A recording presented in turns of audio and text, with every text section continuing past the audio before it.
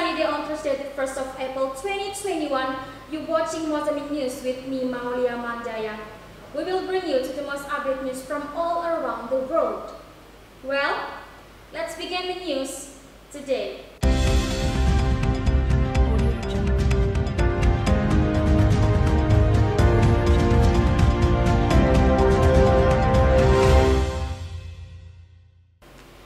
So the authorities said only people immunized against COVID-19 will be allowed to perform the year-round Umrah pilgrimage from the start of Ramadan, the holy fasting month for Muslims.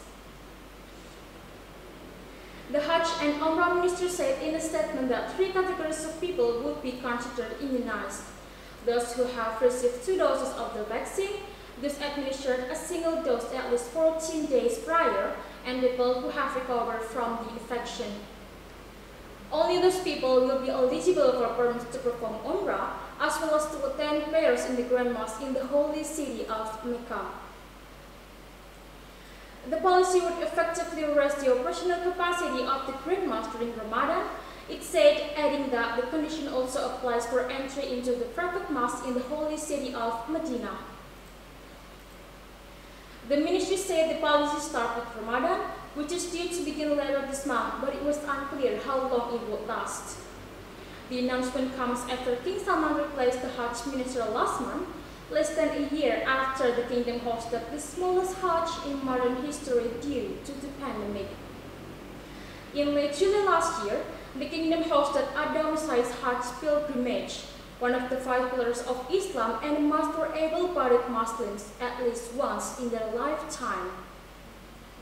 Only up to 10,000 Muslim residents of Saudi Arabia itself were allowed to take part, a far cry from the 2.5 million Muslims from around the world who participated in 2019.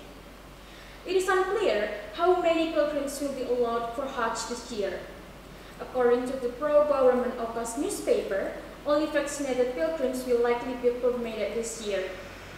In a relaxation of coronavirus curbs last October, Saudi Arabia opened the Grand Mosque for prayers for the first time in 7 months and partially resumed the Umrah pilgrimage. The Umrah, the pilgrimage that can be undertaken at any time, usually attracts millions of Muslims across the globe each year. Authorities say the Umrah will be allowed to return to full capacity once the threat of the pandemic has abated. Saudi Arabia's custodianship of Mecca and Medina, Islam's 2 holy sites, is seen as its most powerful source of the monarchy's political legitimacy. The holy sites are also a key revenue earner for the kingdom, whose economy has been badly hit by the pandemic. Well, next we have another news from the Canisius Meeting Alumni Organization.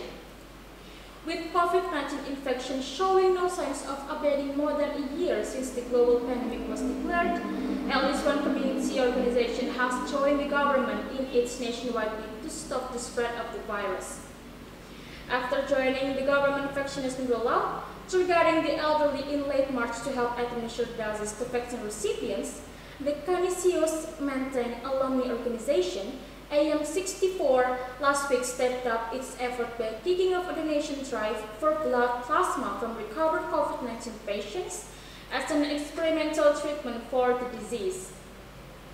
AM64 chairman Irfan Suud said the blood drive was drawing the plasma, also known as convalescent plasma, from its members who had recovered from COVID-19 as well as individual donors from the general public. The program has so far registered 30 plasma donors and another 60 whole blood donors. One registered donor, Ogi Hargato, said he thought he could make a significant contribution to the fight against the pandemic by donating his plasma. "This is my 2nd time donating blood plasma. I feel that my health is improving by giving away my blood," he said. When a person has recovered from COVID-19, their blood contains the antibodies that their body produces to fight the coronavirus. This protein exists in the liquid component of their blood, called plasma, which can be extracted and injected into COVID-19 patients to potentially fight the disease. The idea of this technique, called passive immunization, is not new. It was first tested as an experimental treatment for diphtheria in 1892 and later during the 1918 influenza pandemic. Research into passive immunization for COVID-19 is ongoing, with scientists divided as to its safety and effectiveness. Last June, the Mayo Clinic in the United States tried the safety of COVID-19 plasma treatment in 2,000 COVID-19 patients and found early results showing extremely low rates of side effects, such as heart failure, lung injury, allergic reactions, and death. And that was the news for this morning. Follow the next update in Mozambique News. I'm Aulia Mandaya. Good morning and see you.